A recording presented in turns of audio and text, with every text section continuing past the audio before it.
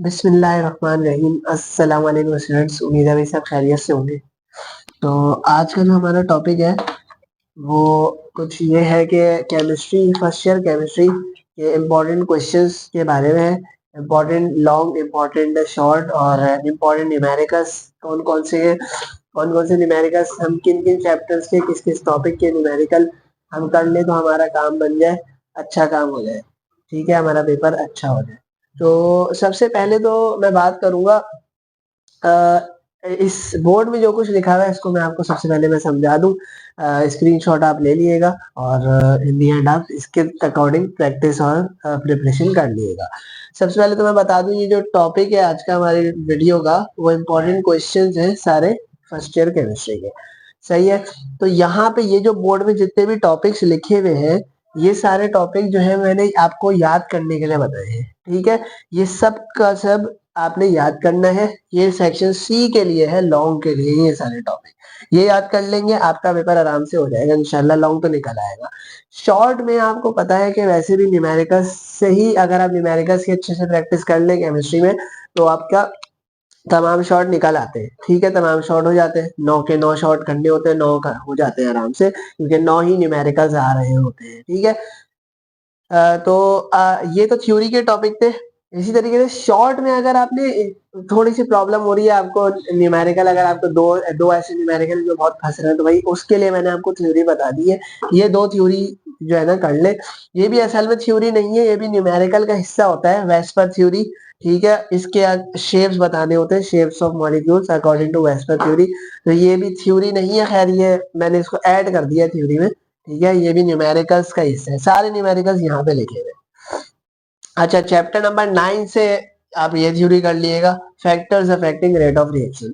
तो मेरा ख्याल है इसको एक्सप्लेन करने से बेहतर है कि मैं इसको एक्सप्लेन ना करूं, क्योंकि ये सब आप वैसे ही समझ गए होंगे क्या क्या इसमें लिखा हुआ है। वीडियो बहुत ज्यादा लेंथी हो जाती है, इसलिए फिर बच्चों का इंटरेस्ट भी डेवलप नहीं होता। तो इसलिए मैं इसको तो एक्सप्लेन नहीं कर रहा, आपको थोड़ा सरसरी तौर पर मैंने बता दिया है कि ये टॉपिक्स है, इनका अच्छे से आप स्क्रीनशॉट ले लें, ठीक है।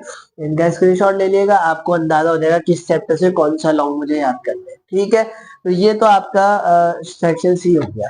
और सेक्शन बी में जो आपने याद करना है मतलब शॉर्ट क्वेश्चंस, वो भी मैंने दो लिख दिए, यही दो बस, चैप्टर 3 और चैप्टर 9 का कर लेगा, आपका काम हो जाएगा। ये भी समझने वाला है, मैं सबको समझा भी चुका हूं ना भाई, ठीक है। तो अब आ जाते हैं हम इस वीडियो के मेन टॉपिक की तरफ। मैं असल में बताना चाह रहा था, अच्छे खासे बच्चों को नहीं पता होता कि हमारे न्यूमेरिकल्स हमने करने कौन कौन से, किन किन चैप्टर्स में न्यूमेरिकल्स हैं।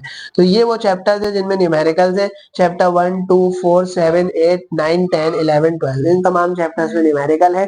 इसको अब मैं सही से एक्सप्लेन करता हूँ, आपको डिस्कस करते हैं इसके बारे में, ठीक है। तो चैप्टर 1 इससे न्यूमेरिकल आएगा और बिल्कुल आएगा, और इससे पॉसिबल है कि दो न्यूमेरिकल आ जाए, सही है। और अगर न्यूमेरिकल आते भी हैं इससे तो वो फिर कैसे न्यूमेरिकल आते हैं वो मैं आपको बता देता हूँ। स्टेशियोमेट्री का, जिसमें हम मास mass relationship, mass volume relationship वगैरह कर रहे होते हैं, ठीक है। दूसरी चीज क्या है कि अगर लिमिटिंग रिएक्टेंट, अब लिमिटिंग रिएक्टेंट का न्यूमेरिकल इस साल के लिए 2024 के लिए बहुत ज्यादा इंपॉर्टेंट है, ठीक है। तो मैं इधर 2024 लिख रहा हूँ। अगर हम 2024 की बात करें तो लिमिटिंग रिएक्टेंट का न्यूमेरिकल बहुत इंपॉर्टेंट है, तो ये लाजमी करिएगा, ठीक है। उसके अलावा परसेंटेज यील्ड और थ्योरेटिकल यील्ड के न्यूमेरिकल इस चैप्टर में है। तो ये टोटल इस चैप्टर के 3 टॉपिक्स है न्यूमेरिकल्स के, ये तीनों कर लेगा आराम से इंशाल्लाह ताला, इनके न्यूमेरिकल्स हो जाएंगे। चैप्टर 1 से जो भी न्यूमेरिकल आया आप कर लेंगे। चैप्टर नंबर 2, चैप्टर नंबर 2 की अगर हम बात करें तो चैप्टर नंबर 2 की इलेक्ट्रॉनिक कॉन्फ़िगरेशन। चैप्टर नंबर 2 में कुछ है नहीं खास, सिर्फ और सिर्फ इलेक्ट्रॉनिक कॉन्फ़िगरेशन है, ये आप याद कर लिएगा, सॉरी प्रैक्टिस कर लिएगा अच्छे से इलेक्ट्रॉनिक कॉन्फ़िगरेशन की, इंशाल्लाह ये भी हो जाएगा। चैप्टर 4 में ये टोटल 3 टॉपिक है जो कि न्यूमेरिकल बेस्ड है, ठीक है। इन तीनों टॉपिक से न्यूमेरिकल करने, जनरल गैस इक्वेशन का न्यूमेरिकल, पार्शियल प्रेशर का न्यूमेरिकल और डिफ्यूजन, लॉ ऑफ डिफ्यूजन का न्यूमेरिकल। मैंने यहाँ पे कुछ लिखा भी है, देखिए चैप्टर नंबर 4 में boys law, Charles law, general gas equation, इसके साथ इसके न्यूमेरिकल भी, अगर ये टॉपिक आता है तो न्यूमेरिकल भी लॉन्ग में आएगा, यानी ये वाला न्यूमेरिकल जनरल गैस इक्वेशन का लॉन्ग में आ जाएगा। इसी तरीके से ग्राम्स लॉ ऑफ डिफ्यूजन है, तो इसका भी न्यूमेरिकल जो है अगर आया तो वो लॉन्ग में आ जाएगा, सही है। तो शॉर्ट के लिए इस चैप्टर का जो मोस्ट इंपॉर्टेंट न्यूमेरिकल है वो पार्शियल प्रेशर से रिलेटेड है। पार्शियल प्रेशर के न्यूमेरिकल बहुत ज्यादा इंपॉर्टेंट है, ठीक है। तो आप ये लाजमी कर लिएगा। अच्छा, चैप्टर नंबर 7 की बात की जाए तो चैप्टर नंबर 7 में जो दो टॉपिक है न्यूमेरिकल्स के लिए, और ये दोनों शॉर्ट में ही आएंगे। केएसपी के न्यूमेरिकल आए हुए हैं लॉन्ग में और केसी के भी आए हुए हैं लॉन्ग में, लेकिन इस साल वैसे भी अब जो पैटर्न चेंज हुआ है उसके अकॉर्डिंग ये दोनों शॉर्ट में ही आ रहे हैं। तो केसी और केएसपी के न्यूमेरिकल है चैप्टर नंबर 7 पे। ये भी हम ऑलरेडी इंशाल्लाह सब कर चुके हैं। अगर कोई इशू होगा तो मैं वैसे भी वीडियो अलग से बना के दे दूंगा। वैसे तो बहुत ही ज्यादा आसान न्यूमेरिकल है, तो आप सबको आते होंगे, पॉसिबल है ना, मैंने सब करवाया है आप सबको। ठीक है, तो ये केसी और केएसपी के न्यूमेरिकल है चैप्टर नंबर 7 के, ये आप लाजमी कर लीजिएगा। इसी तरीके से चैप्टर नंबर 8 में दो ही न्यूमेरिकल, दो टाइप के न्यूमेरिकल है, पीएच और पीओएच। और ये कोई ये बचकाना सवाल आते हैं, और ये पिछले साल 2023 में जो है दिया हुआ है, न्यूमेरिकल दिया हुआ है पीएच और पीओएच का। हालांकि बच्चा मैट्रिक में ही करके आया था इसको, है मैट्रिक में भी आपने करे होंगे पीएच और पीओएच। तो यही दो ऐसे न्यूमेरिकल है। ठीक है, इसके हो गए। चैप्टर नंबर 9 में जो न्यूमेरिकल है वो रेट ऑफ रिएक्शन और ऑर्डर ऑफ रिएक्शन का न्यूमेरिकल है। देखिए, रेट ऑफ रिएक्शन का न्यूमेरिकल अलग है, ऑर्डर ऑफ रिएक्शन का न्यूमेरिकल अलग है। ठीक है, आपके लिए इस साल के लिए 2024 के लिए जो इंपॉर्टेंट है वो 2024 में ऑर्डर ऑफ रिएक्शन का न्यूमेरिकल बहुत इंपॉर्टेंट है। ठीक है, तो ऑर्डर ऑफ रिएक्शन को लाजमी कर लीजिएगा। चैप्टर नंबर 10 में यूनिट्स ऑफ कंसंट्रेशन के न्यूमेरिकल है, जिसमें हम molarity, molality, mole fraction, parts per million, parts per billion, parts per trillion, PPT, PPB, PPM, ये हम पढ़ते हैं। ठीक है, तो ये कंसंट्रेशन क्या, ये खैर मैंने लिख दिया है एहतियातन, क्योंकि ये 2023 में इससे भी सवाल पूछा गया था, तो इसलिए मैंने इसको भी लिख दिया है। ठीक है, तो ये एक चैप्टर 10 का न्यूमेरिकल इससे रिलेटेड होते हैं। चैप्टर नंबर 11 में एंथैल्पी चेंज के न्यूमेरिकल है। अच्छा, अब इसको समझ लें आप जरा। चैप्टर नंबर 10 में एंथैल्पी चेंज के जो न्यूमेरिकल है वो कौन कौन से है? तो अब इसमें डेल्टा एच एफ निकालना होता है, हीट ऑफ फॉर्मेशन। सही है, अब हीट ऑफ फॉर्मेशन निकालना तो होता है, ये कैसे निकालना होता है ये मैं आपको बताता हूँ।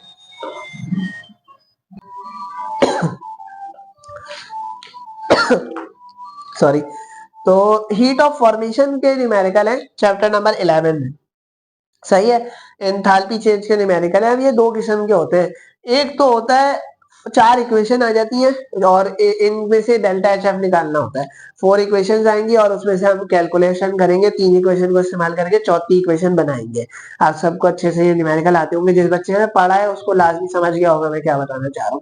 ठीक है, तो एक तो वो न्यूमेरिकल आता है, और एक दूसरा भी न्यूमेरिकल है जो अब नया बुक में डाला है, पहले नहीं था पुरानी बुक में, अब डाले। तो वो क्या है, वो ये है, ये वाले फॉर्मूले से सॉल्व होगा। Delta H is equal to summation of number of moles of product into HF of product minus the amount of summation of number of moles of reactant into HR sorry, heat of formation of reactant. ठीक है, तो ये numerical इसका एक numerical है। सब I hope से समझ गए होंगे मैं क्या बताना चाह रहा हूँ। एक इसके इस चैप्टर में दो किस्म के न्यूमेरिकल हम देख रहे हैं। एक तो 4 इक्वेशन आई थी, उसमें से 3 को सॉल्व करना था, 3 को सॉल्व करके चौथी बनानी थी सबसे पहले वाली, खुद ब खुद ही डेल्टा एच एफ आ जाता था। और एक हमने पढ़ा था जो कि फॉर्मूले से सॉल्व हो रहा था, डेल्टा एच ही निकाल लेते लेकिन फॉर्मूले से सॉल्व हो रहा था। सही है, 3 किस्म का डाटा गिवन था, उसमें उसको सॉल्व कर रहे थे प्रोडक्ट और रिएक्टेंट के साथ। आई होप सो क्लियर हो गया होगा। अब इसमें से कौन सा लॉन्ग और कौन सा शॉर्ट के लिए इंपॉर्टेंट है वो मैं बता देता हूँ। जो 4 इक्वेशन आती है जिसमें से 4 को सॉल्व करके हमें एक बनानी होती है पहली वाली, वो शॉर्ट में आएगा। ठीक है, वो शॉर्ट के लिए बहुत इंपॉर्टेंट है, शॉर्ट में आएगा, लाजमी आएगा। ठीक है, इसी तरीके से जो न्यूमेरिकल आएगा इसमें से, क्योंकि यहाँ पे देखिए मैंने इधर लिखा है कि नहीं, लिखा है हैसेस लॉ विद इट्स न्यूमेरिकल्स। तो हैसेस लॉ तो आना है, अगर लॉन्ग में आया तो उसके साथ जो न्यूमेरिकल आएगा ना वो फिर ये वाला है, फॉर्मूले का न्यूमेरिकल होगा और आएगा लाजमी इंशाल्लाह। ठीक है, तो हैसेस लॉ का न्यूमेरिकल है, ये फॉर्मूला भी हैसेस लॉ का ही है, उसी के अकॉर्डिंग हम फॉर्मूले के थ्रू कैलकुलेशन करते हैं, एंथैल्पी का चेंज निकालते हैं। ठीक है, तो ये जो ये फॉर्मूले वाला न्यूमेरिकल है ये लॉन्ग के लिए इंपॉर्टेंट है, और जो इक्वेशंस को सॉल्व करने वाला न्यूमेरिकल है वो शॉर्ट के लिए इंपॉर्टेंट है, और ये दोनों इंशाल्लाह आपके पेपर में मौजूद होंगे। आ जाते हैं हम चैप्टर नंबर 12 जो कि लास्ट चैप्टर है, और इसमें आयन इलेक्ट्रॉन मेथड, ये शॉर्ट और लॉन्ग दोनों के लिए इंपॉर्टेंट है। अच्छा, इस साल बहुत ज्यादा चांसेस है कि ये आयन इलेक्ट्रॉन मेथड जो है ना वो शॉर्ट में आए। तो एसिडिक मीडियम और बेसिक मीडियम दोनों ही आएंगे, उसमें से किसी एक को ही करना होगा जैसे, क्योंकि 4 नंबर का सवाल है। ठीक है, तो ये आपको समझ में आ गई होगी बात। आयन इलेक्ट्रॉन मेथड है, लॉन्ग में भी आ सकता है, लॉन्ग में आया तो फिर चैप्टर 12 के किसी टॉपिक के साथ आ जाएगा, ठीक है, अदरवाइज या किसी और के साथ आ जाएगा, बी पार्ट बन के किसी अलग से भी आ सकता है, क्योंकि ये क्वेश्चन सॉल्व करनी होती है हमें एसिडिक और बेसिक मीडियम के तहत। तो ये आपको समझ में आ गया होगा, आयन इलेक्ट्रॉन मेथड एक मेथड है, एसिडिक और बेसिक इक्वेशन को हमने सॉल्व करना होता है आयन इलेक्ट्रॉन मेथड के तहत, ठीक है, बैलेंस करना होता है सिंपली। इसी तरीके से आप इसका एक शॉर्ट का, अगर ये ऑक्सीडेशन नंबर मैंने एहतियातन लिखा है, ये भी न्यूमेरिकल आपकी बुक में मौजूद है, इसकी एग्जांपल भी मौजूद है, इसलिए मैंने लिख दिया है, ठीक है, ताकि कोई रहे नहीं, कुछ रहे नहीं। न्यूमेरिकल से आपको पता है कि आपका तकरीबन 80%, 75% कुछ भी नहीं तो 70% आपका न्यूमेरिकल से ही पेपर सॉल्व होता है, चैप्टर ये फर्स्ट ईयर केमिस्ट्री का। तो आपको न्यूमेरिकल अच्छे से आने चाहिए सारे, समझ रहे हैं ना बात। तो इसलिए मैं कुछ स्किप नहीं करिएगा न्यूमेरिकल्स में, ठीक है। तो ऑक्सीडेशन नंबर ये जो मैंने लिखा है ये शॉर्ट में आएगा, अगर आया, वैसे बहुत पॉसिबल है आए ना, लेकिन अगर आ गया तो ये शॉर्ट में ही आएगा। इन दी एंड ये आपकी ये वीडियो आपका सारा कुछ मैंने एक्सप्लेन कर दिया है। ये सारे लॉन्ग के टॉपिक है जो आपने याद करने हैं, इसी तरीके से ये शॉर्ट के टॉपिक है जो आपने याद करने हैं, और ये सारे न्यूमेरिकल्स के टॉपिक है जो आपने प्रैक्टिस करनी है, अच्छे से करनी है। आई होप सो आपको वीडियो पसंद आई होगी, और वीडियो पसंद आई तो अपने दोस्तों के साथ शेयर करें, लाइक करें चैनल को, वीडियो को भी लाइक करें, चैनल को सब्सक्राइब करें। जज़ाकल्लाह।